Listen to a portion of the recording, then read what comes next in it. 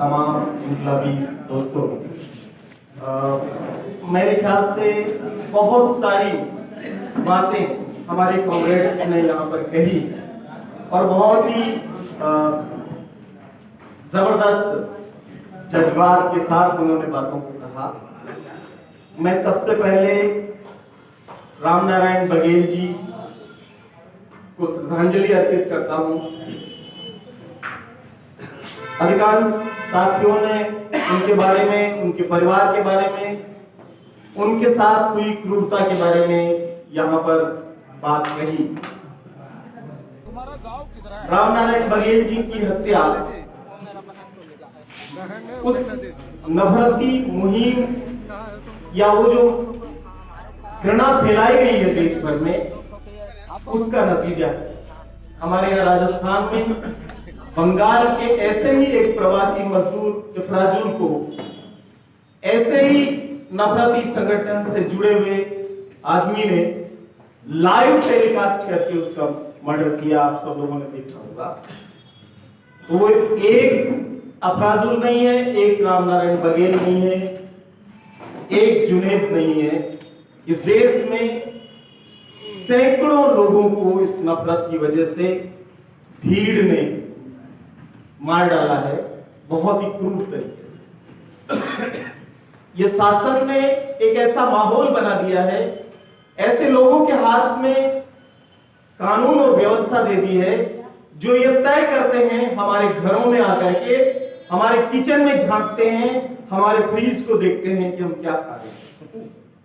वो नौजवान बच्चे और बच्चियों का तय करते हैं कि उनको प्रेम किससे करना चाहिए, शादी किससे करनी चाहिए।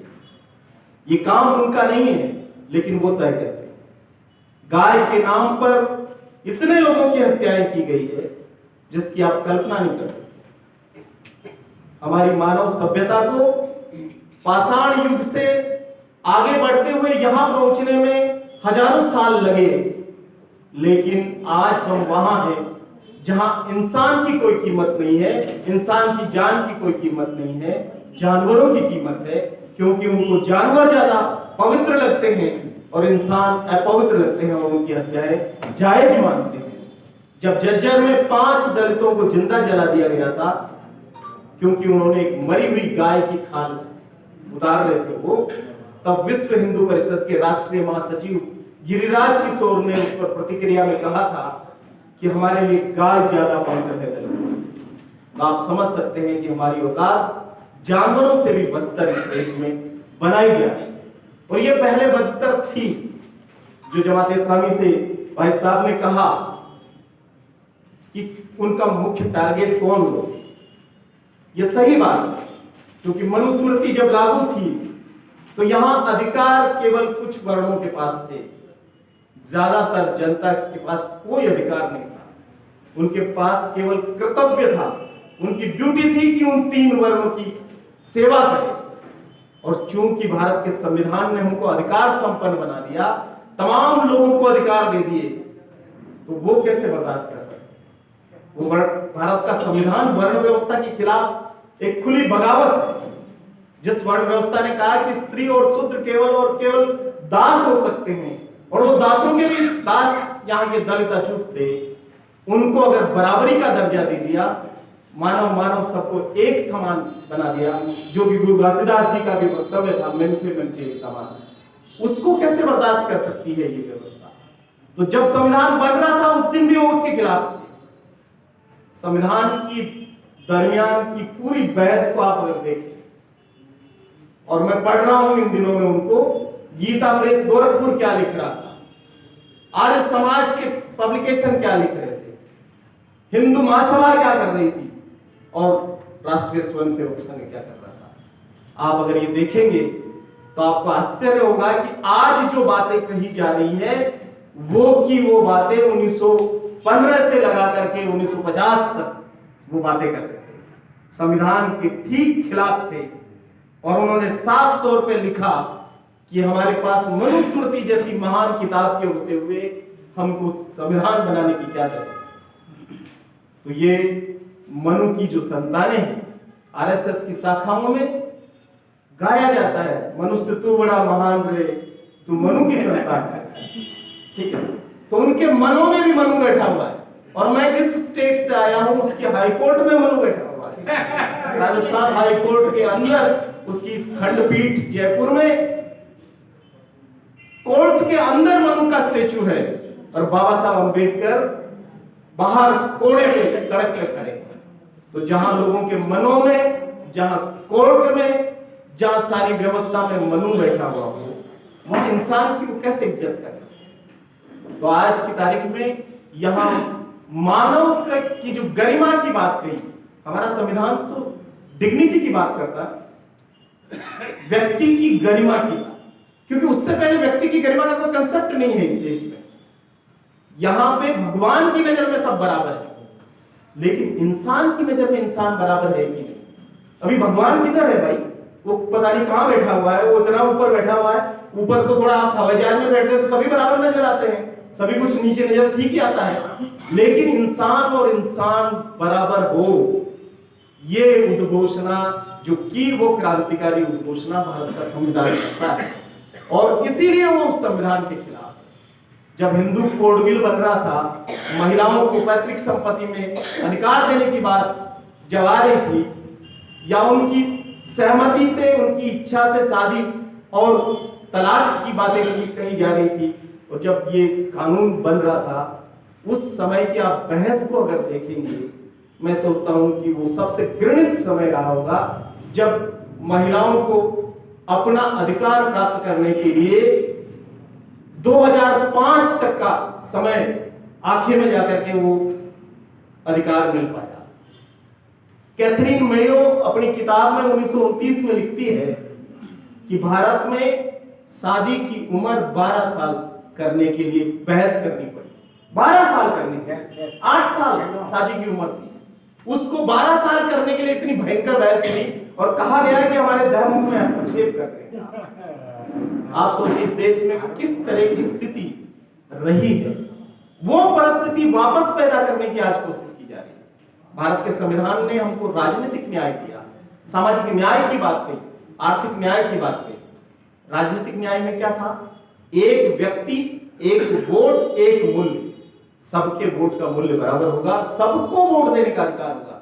कई सारी दुनिया की डेमोक्रेसी जो बड़ी बड़ी डींगे हाँकते हैं, और वो डेमोक्रेसी तो है ही नहीं, वो तो दादागिरी पे उतरे हुए निरंकुश लोग हैं, लेकिन फिर भी वो कहते हैं कि हम दुनिया की बड़ी डेमोक्रेसी है। उन लोगों के यहाँ महिलाओं को वोट देने का अधिकार देने में सैकड़ों साल लगे, पुरुषों को दे दिया और महिलाओं को देने में सैकड़ों साल लगे। लेकिन इस देश में जिस दिन भारत का संविधान लागू हुआ, उस दिन सारे वयस्कों को बिना किसी प्रकार के भेदभाव के मताधिकार दिया गया। लेकिन उस मताधिकार को छीनने के लिए आजकल स्पेशल इंटेंसिव रिवीजन किया जा रहा है, जिसको आप सुनते हैं SIR। ये जो गहन पुनरीक्षण हो रहा है मतदाता सूचियों का, ये गहन पुनरीक्षण नहीं है, ये गहन बहिष्करण है, एक्सक्लूड करने की कोशिश की जा रही है। और हम सब लोगों ने इस दरमियान देखा, अभी आप आंकड़े देख रहे हैं, आपके पड़ोस में जो कि आप जिसके साथ आप पहले थे, मध्य प्रदेश, उस मध्य प्रदेश में 41% लोगों को ड्राफ्ट रोल में वो कर दिया गया, कई 8% लोगों को, कई 7% लोगों को, करोड़ों लोगों को आप वोट देने के अधिकार से वंचित कर रहे हैं। इसका मतलब है कि आप राजनीतिक न्याय के उस सिद्धांत का खुला उल्लंघन कर रहे हैं जो भारत का संविधान हमको देता है। और उसके टारगेट पर हम सब हैं भाई साहब, दलित भी हैं, आदिवासी भी हैं, महिलाएं भी हैं, रिलीजियस माइनॉरिटी भी हैं। अभी ये नहीं है कि कौन है कि कौन नहीं है। अब जो मारे जा रहे हैं हमारे लोग, तो कौन नाम आते हैं उसमें? सर्वाधिक नाम हमारे मुस्लिम भाइयों का आता है, और हम सब उनके टारगेट में सदैव रहे हैं। दलितों को सदैव उन्होंने ये कहा इनमें कोई प्रतिभा नहीं होती है, ये केवल कोटे से बनते हैं और ऐसे ही काम करते रहते हैं। आदिवासी उनके लिए नक्सलवादी है, सिख उनके लिए, किसान आंदोलन उनके लिए खालिस्तानी है, मुसलमान का नाम भी आ जाए तो वो आतंकवादी है। तो फिर कौन है इस देश में, और कौन तय करेगा कि कौन किसकी परिभाषा देगा? तो मैं ये सोचता हूं कि ये वक्त, ऐसा समय आ जा चुका है कि अब तमाम मतभेदों को भूल करके हम सबको एकजुट होने की जरूरत है। हम किस राजनीतिक धारा के हैं, हम अम्बेडकराइट हैं, गांधीयन हैं, मार्क्सिस्ट हैं, हम लेनिनिस्ट हैं, या हम धार्मिक हिंदू हैं, मुस्लिम हैं, सिख हैं, क्रिश्चियन हैं, कुछ भी हैं, बौद्ध हैं, जैन हैं। लेकिन ये समय है कि हमको अपने आइडिया ऑफ इंडिया, जो कि हमारा एक भारत का विचार बना और जो संविधान से बना, उसको बचाने के लिए हमें कोशिश करनी चाहिए। होता यह है कि नागरिक सरकार से जवाबदेही मांगते हैं, नागरिक पूछते हैं कि सरकार की अकाउंटेबिलिटी क्या है, लेकिन यहां तो उल्टा ही हो रहा है। या सरकार सवाल पूछ रही नागरिक से कि तुम बताओ, तुम सबूत लाओ, तुम इस देश के नागरिक हो कि नहीं। जो सदियों से इस देश में पैदा हुए वो कहां से क्या लाए। मैं आपको बताऊं कि हम लोग घुमंतु लोगों के साथ काम करते हैं, नोमैडिक जो लोग हैं, और इस देश में 600 जातियां हैं, घुमंतु, अर्धघुमंतु और विमुक्त जातियां, और उनकी जनसंख्या 10 करोड़ से ज्यादा है। और ये मैं नहीं कह रहा हूं, ये इदाते कमीशन कहता है, ये बीके रेड के कमीशन कहता है, जो दोनों भारत सरकार ने बनाए। इन 10 करोड़ की आबादी वाले लोगों के पास न रहने को घर है, न खेती के लिए जमीन है, और जब मर जाते हैं तो उनके दफन के लिए कोई भी क्रिमेशन ग्राउंड नहीं। तो ये जो अभी हो रहा है आपके यहाँ कि कफन दफन के बाद लाशें निकाली जा रही है, उन लोगों के पास, उनके साथ ये सदैव से होता है। और ऐसे लोग जिन हमको मिले, पुष्कर में हम गए, वहां के कलाकार, कालबेलिया डांस सुना होगा आपने, यूनेस्को ने उसको संरक्षित किया।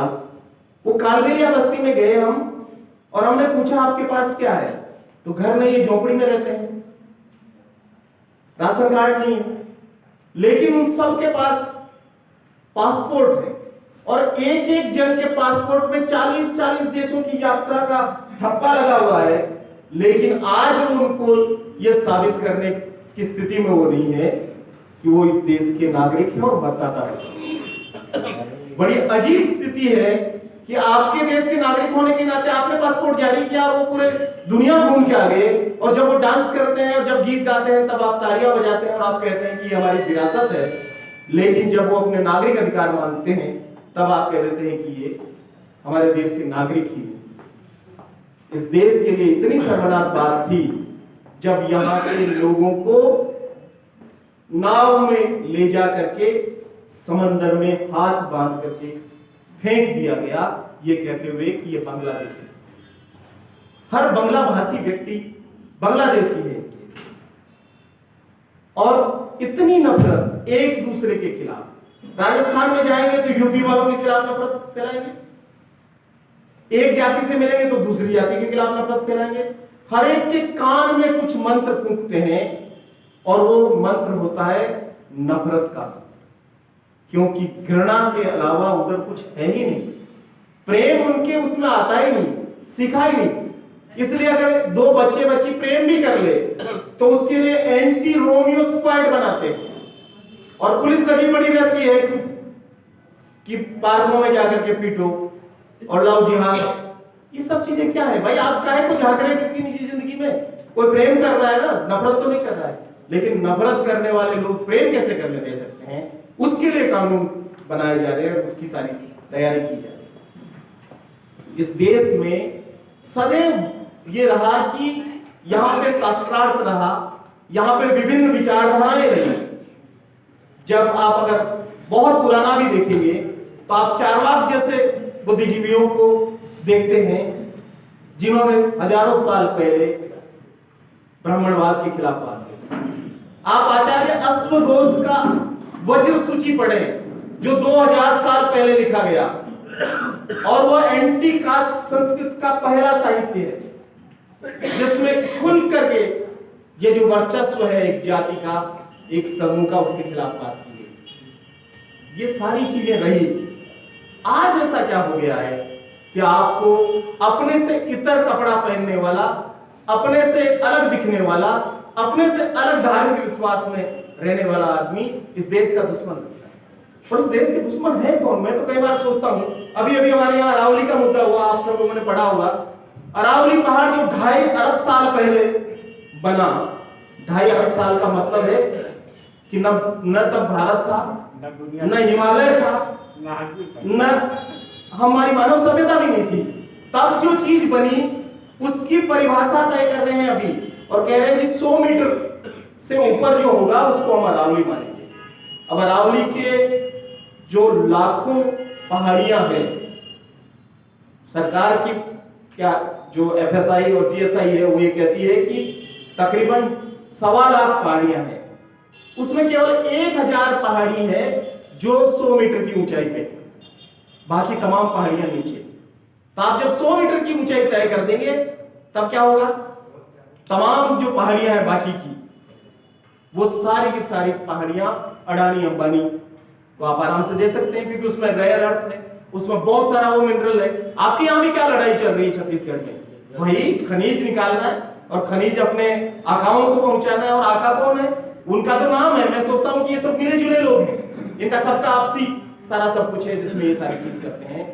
तो ये अरावली को बेचेंगे, नदियों की प्रार्थना करेंगे और नदियों को बेचेंगे, समुद्र मंथन की कहानियां सुनाएंगे कथावाचक, और समुद्र के सारे बंदरगाहों के ठेके अडानी को दे देंगे, हवा में एयरपोर्ट उनको दे देंगे, हवा उनको दे देंगे, पानी उनको दे देंगे, जमीन उनको दे देंगे, पहाड़ उनको दे देंगे, दरिया उनको दे देंगे, और फिर कहेंगे कि शाम को आइए, नमस्ते सदावत्सले मातृभूमि त्वया हिंदू भूमि सुखम वर्धितो है। भैया कौन सी मातृभूमि, कौन सी पितृभूमि, और कौन सी पुण्य भूमि, और कौन सी धर्म भूमि, जिस भूमि का एक एक इंच तुमने बेच दिया, उसकी क्या आराधना और क्या प्रार्थना करने का दोगलापन है। लेकिन ये सब यहाँ पे चल रहा है, और जब इसके खिलाफ कोई भी बोलता है तो उसको टेक कर दो, उसके पीछे ट्रोल सेना छोड़ दो, पूरी ट्रोल आर्मी, 2-2 रुपए के ट्वीट करने वाले लोग जो आपने लगा रखे हैं उनको छोड़ दो, ताकि उनको पूरी तरीके से सब चीजें करें। आप पूरे वर्चुअल मीडिया पे देखिए, इतनी हेट फैली हुई है कि सारी सोशल मीडिया की हेट जो है ये वर्चुअल मीडिया की हेट एक्चुअल दुनिया में आ गई है, और वहां पर पूरा का पूरा अपराध और सारी चीजें की जा रही है। तो मैं ये सोचता हूं कि जिस नफरत का, और डॉक्टर बाबा साहब अम्बेडकर ने 1949 में जब गोलवलकर उनसे मिलने गए, आजकल तो कहते हैं कि डॉक्टर अम्बेडकर शाखा में भी आए थे, और वो कहते हैं कि हमारे शिविर में भी आए थे। थोड़े दिनों में आप AI से पूरा चित्र देखेंगे भी, जिसमें डॉक्टर अम्बेडकर हाफ पैंट पहन करके और टोपी लगा करके और लठ लेकर के और पथ संचलन करते हुए भी दिख सकते हैं, वो भी कर सकते हैं। मनोहर कहानियां तो उन्होंने खूब बना ली है, उसकी पूरी किताबें छाप दी है। लेकिन डॉक्टर अम्बेडकर ने गोलवलकर को कहा कि तुम्हारा संगठन जहरीला पेड़, याद है डॉक्टर अम्बेडकर ने कहा विश्व वृक्ष।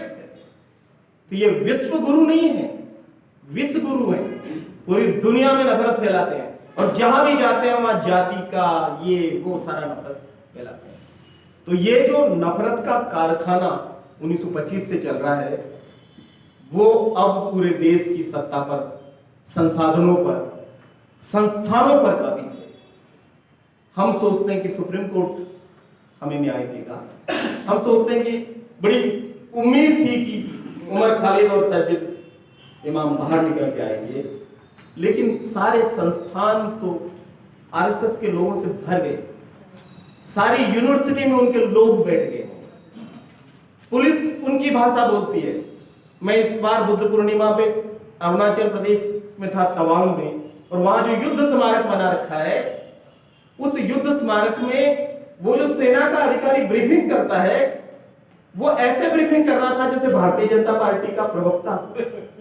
मैं सोच के